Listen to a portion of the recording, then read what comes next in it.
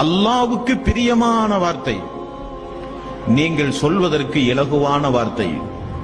மீசானில் அந்த வார்த்தையை போட்டால் நன்மை தட்டு அதிகரிக்கும். அந்த அளவுக்கு சக்தி வாய்ந்த வார்த்தை எதுவென்று உங்களுக்கு நான் கற்றுத்தரவா?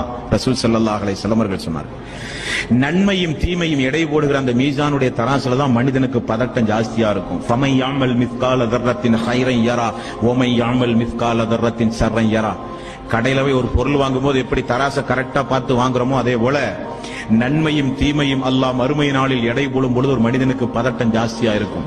எங்க தீமை தட்டு அதிகரித்து நரகத்துக்கு போயிருவோமோ, அல்லது நன்மை தட்டு அதிகரிச்சா பரவாயில்லையா, இப்படியாவது சொர்க்கத்துக்கு போயிடலாம்ங்கிற பதட்டம் ஜாஸ்தி உள்ள நேரம் அந்த நேரம். அந்த இடத்தில் ரசூல் ஸல்லல்லாஹு அலைஹி வஸல்லம் அவர்கள் அதற்கு நமக்கு ஒரு வழிமுறையை சொல்லித் தருகிறார்கள். அல்லாஹ்வுக்கு பிரியமான வார்த்தை, மீசான் என்ற தட்டில் அந்த வார்த்தையை அல்லாஹ் போட்டான் என்றால் நன்மை தட்டு அந்த அளவுக்கு அதிகரிக்கும்.